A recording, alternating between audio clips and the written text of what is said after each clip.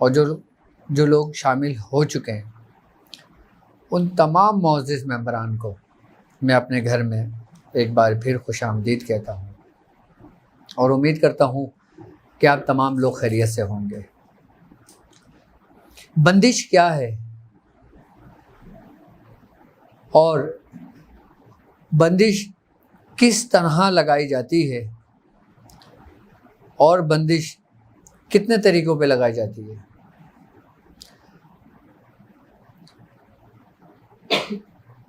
وہ کون سی بندش ہے کہ جس کا کھلنا بہت مشکل ہوتا ہے؟ کہتے ہیں کچھ لوگ کہ ہماری لگائی ہوئی بندش ہمارے علاوہ کوئی دوسرا نہیں کھول سکتا۔ اس قول میں کتنی صداقت ہے ہم آپ کو بتائیں گے کہ بندش لگانے کے طریقے اور بندش کو کھولنے کے طریقے۔ دراصل اگر ہم بندش کی بات کرتے ہیں تو بندش کسی چیز کے باندھنے کو کہتے ہیں۔ آپ نے سنا ہوگا، آپ نے دیکھا ہوگا کہ کچھ معاملات آپ کی زندگی کے اندر بھی یہ بات ہوتی ہے اور کچھ معاملات آپ کے سامنے آتے ہیں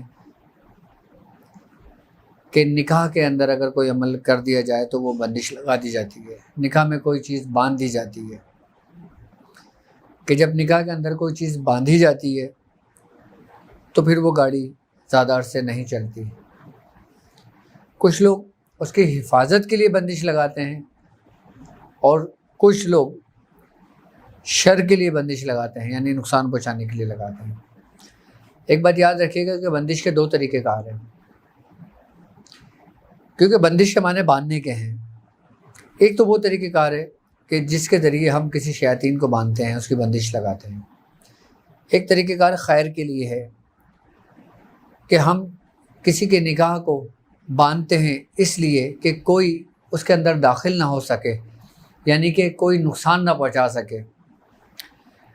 نکاح کو باندھنے سے مطلب یہ ہے کہ جب نکاح کیا جاتا ہے تو اس وقت کچھ پڑھائی کی جاتی ہے کہ جس کا نکاح جس سے ہو رہا ہوتا ہے اس کے لیے اگر پڑھائی خیر کے لیے کی جائے تو وہ دونوں اس بندھن میں بن جاتے ہیں اور پھر وہ کبھی جدا نہیں ہوتے، ان کی زندگی آگے طویل چلتی ہے۔ یہ کار خیر کے لیے ہے، عمل ہوتا ہے یہ۔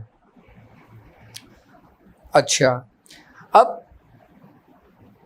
اسی عمل کو آپ شر کے لیے استعمال کرتے ہیں، یعنی کہ کسی کو نقصان پہنچانے کے لیے کرتے ہیں۔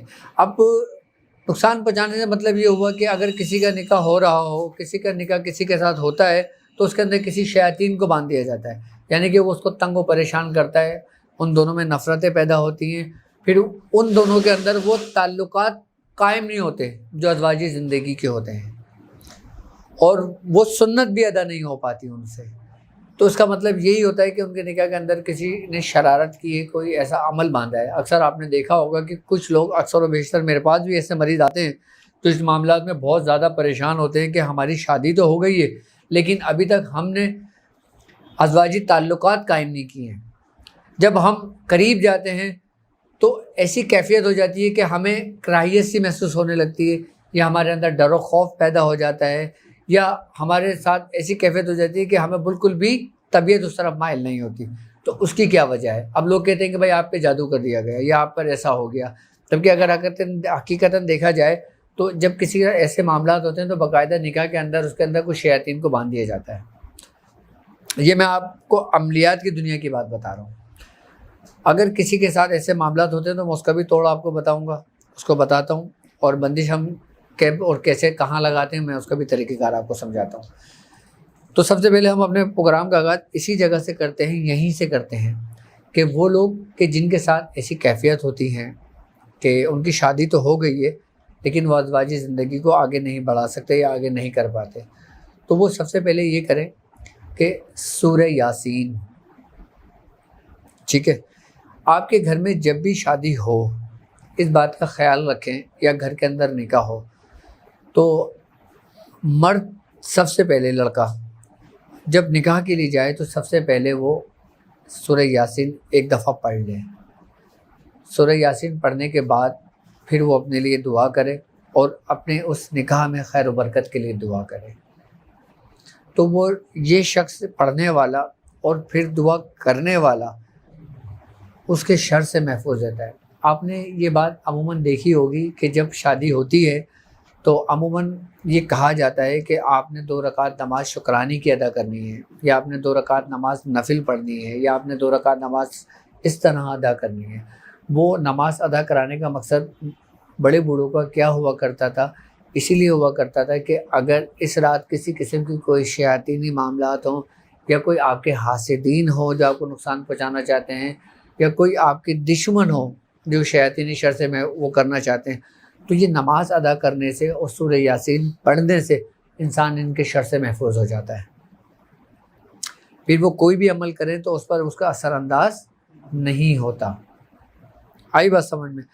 تو سورہ یاسین آپ لازمی پڑھیں، لازمی پڑھنے کے بعد پھر اپنے لیے دعا کریں۔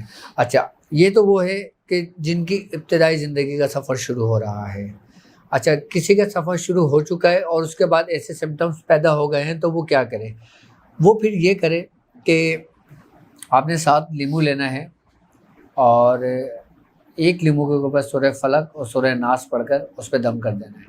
7 لیمو اس طریقے سے پڑھ لینا ہے اور 1 لیمو اپنے سرہانے رکھ کے سونا ہے اور صبح 7 دفعہ اتار کے اس کے 2 ٹکڑے کر کے باہر پھینک دیجیے گا، اور 2 سیب لینا ہے، ٹھیک ہے؟ اچھا، 1 سیب مرد کے لیے ہے اور 1 سیب عورت کے لیے ہے۔ اچھا، جو عورت کا سیب ہے وہ عورت خود سورہ آل عمران کی آیت نمبر 35، سورہ آل عمران کی آیت نمبر 35 11 مرتبہ پڑھیں گی، پڑھنے کے بعد اس سیب پہ دم کر دیں گی، ٹھیک ہے؟ اور جو مرد کا جو سیب ہوگا اس پہ وہ سورہ اخلاص 11 مرتبہ سورہ اخلاص پڑھ کے اس سیب پہ دم کر دیں گے۔ مرد نے سورہ اخلاص پڑھنی ہے سیب پر، عورت نے سورہ آل عمران کی آیت نمبر 35 پڑھنی ہے 11 مرتبہ۔ اچھا، مرد نے صحبت کرنے سے پہلے سیب کھانا ہے اور عورت نے صحبت کرنے کے بعد سیب کھانا ہے، ٹھیک ہے؟ یہ عمل آپ سیب ایک ہی دفعہ استعمال ہوگا اور لیمو 7 دن استعمال ہوں گے۔ یہ طریقہ کار آپ نے کب کرنا ہے؟ یہ طریقہ اس وقت کرنا ہے کہ جب عورت کو پیریڈ شروع ہوں اور اس کے بعد سے لے کے جب وہ غسل کرے، جب وہ غسل کر لے گی نا، غسل ہوا ہوا اس کا پہلا دن ہوگا، یعنی کہ غسل ہوا ہوا اس کا پہلا دن ہوگا، اس نے سیب کا استعمال کرنا ہے، اسی دن سے شروع کرنا ہے، اور لیمو بھی اسی دن سے رات کو اپنے سامنے رکھ کے سونا ہے۔ یعنی کہ آج صبح میں اس نے غسل کیا ہے، ٹھیک ہے، تو وہ 2 سیب تیار کر کے رکھ لے، مرد سورہ اخلاص پڑھ لے اور عورت سورہ آل عمران کی آیت 35 پڑھ لے اور 7 لیمو اس طریقے سے رکھ لے، یا آپ خود ہی تیار کریں، خود ہی پڑھیں، خود ہی کر لیں، ٹھیک ہے؟ اسی رات کو آپ نے سیب استعمال کرنا ہے، ٹھیک ہے، اور پھر صحبت کرنی ہے اور پھر لیمو سرانے رکھ کے سونا ہے اور صبح اپنے اوپر سے اتار کے 2 ٹکڑے کر کے باہر پھینک دینا ہے۔ تو اس کی برکت یہ ہوگی کہ اس کی برکت سے اس کی بندش بھی ختم ہوتی ہے اور اس میں جو شیاطینی معاملات جو رکاوٹ ڈالتے ہیں وہ بھی دور ہو جاتے ہیں، اور اگر جادو ہوتا ہے، کوئی عمل کر کے کوئی اولاد کے لیے بندش لگائی جاتی ہے تو وہ بھی اس سے ختم ہو جاتی ہے اس کے طریقے سے۔ یہ 3 مہینے کرنا ہے آپ نے صرف، اور 3 مہینے صرف انہی وقت کرنا ہے کہ جس ہر مہینے جب غسل کرے گی۔ اچھا، بعض اوقات تو انسان کا 1 ہی مہینے کے اندر کام ہو جاتا ہے، کوئی دوسری دفعہ کر لے، کوئی تیسری دفعہ کر لے، اس کی میعاد صرف 3 مہینے کی ہوتی ہے، 3 مہینے کے اندر آپ کا یہ عمل مکمل ہو جائے گا۔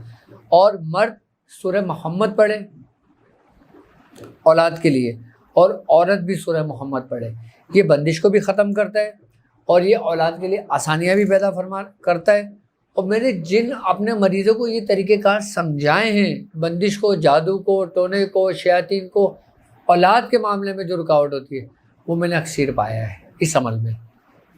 تو یہ طریقہ کار بالکل سمپل ہے، یہ طریقہ کار آپ لوگ سمجھ لیں۔ ہم بات کرتے ہیں